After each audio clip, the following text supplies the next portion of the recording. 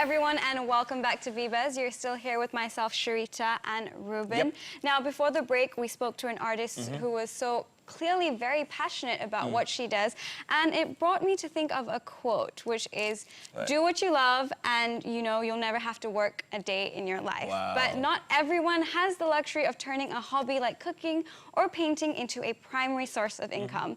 This is because one of the main challenges of doing so is finding financial stability. So most people try to get the best of both worlds by holding on to a fixed employment while exploring other creative or entrepreneurial pursuits that may reap monetary gain. Our next guest, Vicknes Warren, is a full-time IT engineer who also runs his own photography business on the side that supplements his income. He joins us now for a chat about how he's turning a profit on a hobby. Welcome to VBuzz, Vicknes. Thanks for having me here. All right, Vicknes, you know, an engineer full-time, of IT course. And it's pretty much like a 9-to-5 job, right, what you do. But how did you first take on your second venture, which is photography? Was it something that you were passionate since you were a little kid, or? Yes, I was passionate about photography since I was a little kid, but I've never thought that I would become a wedding or event photographer. It was actually accident. It was an accident, yeah. Wow. I was just doing photography for hobby and stuff like that, shooting floras and faunas. And one fine day, my friend called and he said that, hey, my cousin brother's engagement photographer is nowhere to be seen. So he said, can you come and take his event? I said, no way. I said, I don't even have a flash. Okay. And I was using very entry-level camera body. And he said, no, bro, you have to help me. You really need to help me. It was like very last minute. So I thought that, okay, fine. Then I spoke to my mom. I said, Mom, somebody is asking me to shoot their engagement. And I'm very nervous about it. And I don't think so I can deliver. So she said, go ahead, lah. What's wrong? I said, no, I don't have a flash. Go and get it, lah. I said, Ma, the flash is quite expensive. So my sisters, who were still schooling, they actually took their piggy bank money and gave me the money to go and get the flash. And I got the flash, I went and shot the event, and eventually they liked the picture, and they booked me for a wedding. Oh, wow. So I thought that, okay, this must be a one-hit wonder. I'm not going to gamble on this. So what I did, they had a grace period of 6 months to the wedding. So what I did, I took up some courses, I learned up, and I asked my guru Google. Guru Google? Yeah, Guru Google and fellow senior photographers. I tag along with them, few of the senior photographers, and they were so kind to let me to learn with them, learn from them. Sorry, and yeah. Wow, you know, the story that you're telling, you know, it's quite interesting, and it's moving, you know, the fact that, you know, your mom came in to give you advice and your sisters, everybody, you know, your siblings pulled together. Is this how it is in your household when, you know, you have a dream, everybody kind of chips in and, you know, assists everyone? Can you tell us a little bit about that? Okay, my mom, basically, she doesn't dictate any decision. Yeah. So even after my SPM, she said that, she asked me, what do you want to do? I told her, no, Form 6. Then most of my friends, they went to Form 6. So I said, okay, while waiting for uni or college. So I said, no, I'll just go to Form 6 and see. And I swear I didn't like it at all. I didn't like it at all. So I came back home. I went to Form 6 classes for 2 days. And I came back and told Mom, I can't do this. Really, I can't do this. And then she said, what do you want to do? You want to go to uni or college? I said, I don't think so I'll get through uni because my result wasn't that good. So I said, maybe I'll try private college. She said, okay, what do you want to do? I said, I don't know, maybe I want to do sound engineering or IT. Then she asked me, what is the prospect that you have in sound engineering and that?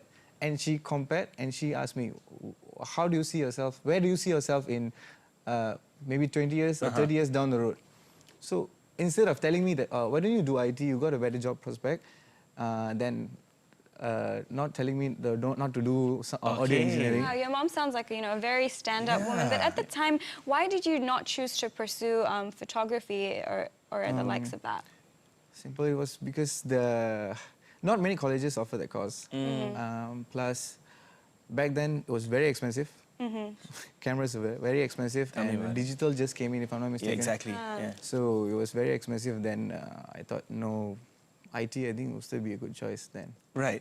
So was it that at that point of time, you know, that decision because of the fact that, you know, it was very expensive, but also the fact that you knew you had the talent, you had the chops, you know, to take this to the next level, you know. So did you decide to start a photography business part-time instead of pursuing it full-time because of all those reasons?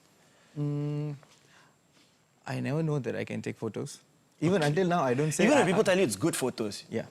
That's what we want to hear. All the photographers want to hear that, you know, likes and comments and stuff like that. That's what kept us going, you see. Well, why I took up this, like I said, that it was an accident. And eventually, I developed more interest in that. Right. Seeing people celebrating their event, you know. I take that as a pride to shoot someone's big day, where they're going to cherish the photos for the rest of their life, and it was taken by me. So I play a big part for them to preserve the memory. So that is what kept me, okay, come, let's do this. Wow, amazing stuff. But you know, when we talk about specific shots, like, you know, you've done weddings, you've done stuff like that, you know, the number one thing I think that photographers dislike, I would say, is when customers ask for specific shots, which also, in a way, it's a sensitive thing towards photographers simply because it goes away from the fact that, you know, you want to capture the moment, right? So tell us a little bit about those kind of experiences that you had. I think in every profession it happens, right? Sometimes you go to a clinic, you ask the doctor that, the other day that doctor gave me this painkiller, I think this would do better for me. And the doctor will be like, excuse me, am I the doctor? So, but then obviously in service industry, I can't say that to my customer. That's true. Right? But one thing that I would tell my client that not most of the time, sometimes they come to me that, can you take the photos like the other photographers? I'll be like, no, he has his own style and I have mine. The reason why you came to me because you like my photos. So if you like his photo, maybe you can try to check with him or her and see how it goes and all. There's always a nice way to tell things. Exactly. You know, you secure a business and deal, you know, it's money. All right, so we want to dive a little bit deeper into the actual business of being a photographer. How do you go about establishing yourself as a photographer? Are there any specific ways you market your services? Yeah, the most basic is social media.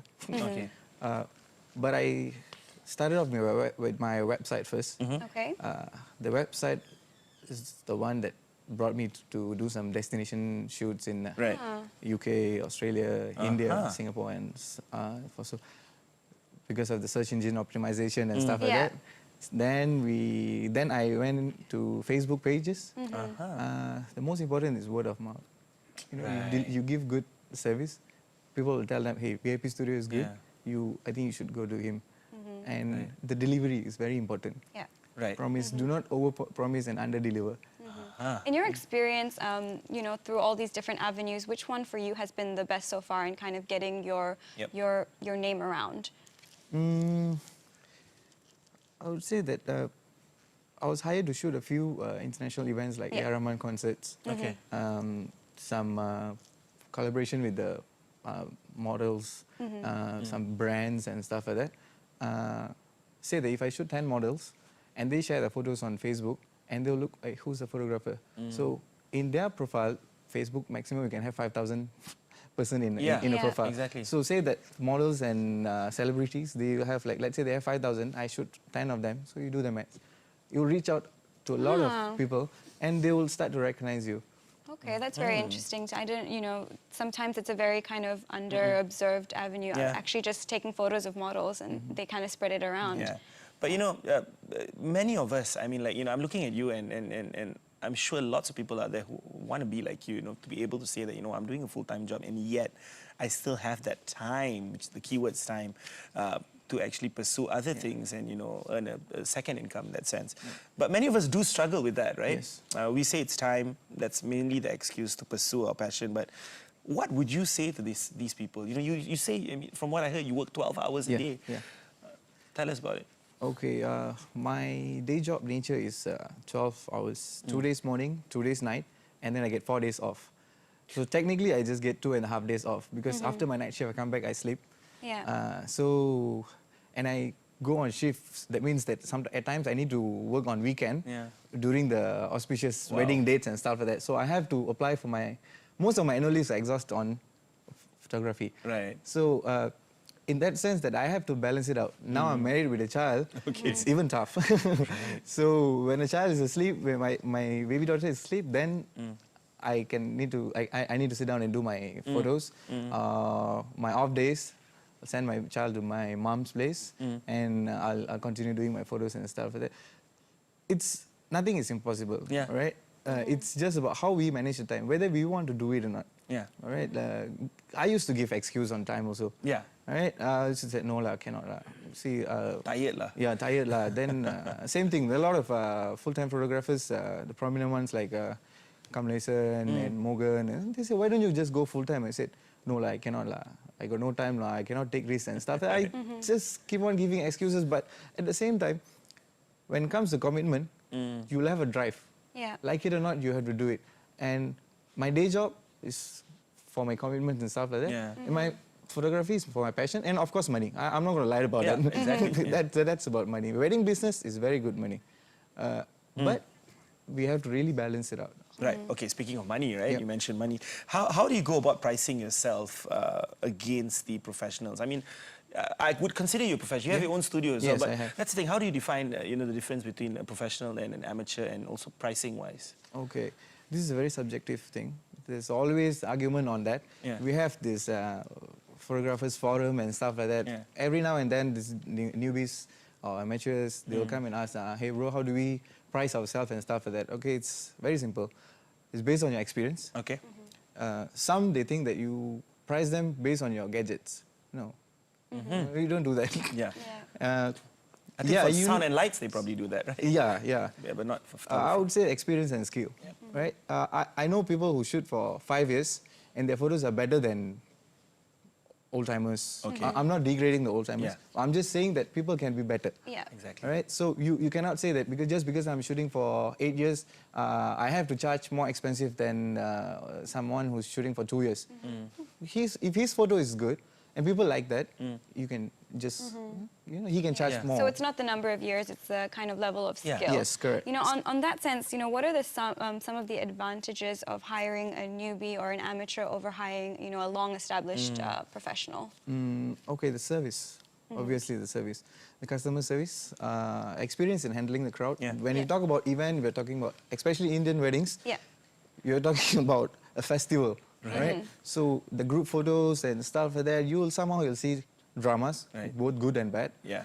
I would say bad. I would say maybe slightly negative. Right? So you should be able to handle that. Yeah. If even I faced all that struggle during my initial, when I was still new, when I was still a beginner. I don't know how to handle it. People come and yell at me and say, hey, time's up. Auspicious time is up. Why are you still taking photos and stuff? But we need that photos for the album. We have to be answerable to the client, not to the auntie or uncle or the parents, right? So we have to juggle with that. And It's interesting you mentioned all this because, I'm sure there's been a lot of uncomfortable or awkward situations Oh, that yes, a lot. you've been in. Maybe you could share maybe one of it to us. many If you remember, okay, just one. Oh, I'm sure you remember one. Any kind of memorable Any kind of moments memorable of your moment, yeah. photography? Okay, there was once, I think the guy, I don't know whether it's the bride's father or the groom's father. Yeah. I think he was not happy about some arrangement there, right? So he started to pick on everybody. So he went to the catering guys, pick on them, say, oh, the food is not good and stuff like that, before they start serving the food. Yeah. And they come to me and say, oh, why are you just taking the bride and groom's picture only? Wow. Why are you not taking us? Then I'll be like, yeah, because the ceremony is ongoing. Yeah. Or then why do you have 2 photographers? I said, yeah, because we need to focus on the event. Then he started to make a big issue and stuff like that. And the groom's brother had to come and calm him down and say, Dad, please, let them do their job and stuff like that. The good memory, they are a lot. They're always there. Yeah, that's true. Wow. Malaysia is, it's an expanding industry. There's a lot of part-time photographers popping up here and there, Yes. as with all the other industries. How do you kind of stay ahead of the competition? Honesty. Okay. You be honest with what you do. Be honest to yourself. Like I said, that you don't over-promise and under-deliver. Yeah. Okay. And you always keep yourself updated. Yeah. Keep yourself updated.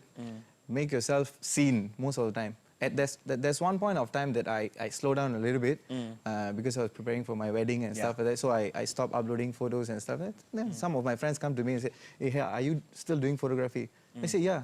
oh, I thought you're not doing, so I passed your contact to someone else, passed the photographer's contact to someone. Then it triggered, said, oh, okay. So people, they need to see you always there. Yeah. You know, it's like, hey, I'm there, I'm here.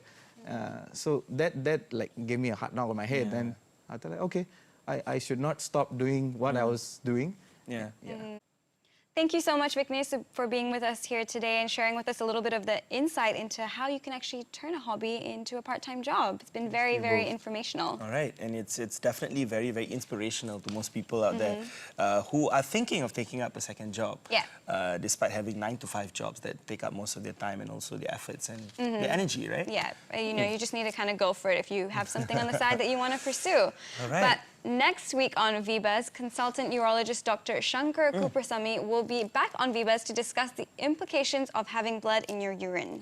And we'll also sit down with a former national shuttler to find out what she's been up to since hanging up her record quite some time back. And as always, keep writing to us at vbuzz@astro.com.my, and please do follow us on Instagram at vbuzz_HD. All right, I'm already feeling it. I'm already feeling that that's the season of giving, the season of forgiveness, season of joy, season of presents. Speaking of that, I got so many presents under the tree that I haven't even opened yet because I was waiting for Christmas Eve. And it's now the eve of Christmas Eve. It's going to be a very, very exciting weekend ahead. We wish everybody, you know, a Merry Christmas. You know, have a lot of fun with your loved ones, eat a lot, you know, kind of forget about the calories this weekend. Without saying, like, blessed Christmas to everyone. You know what? We're going to leave you with something brand new. It's a brand new song by GT Experiments called Christmas Wish. Check this out and enjoy.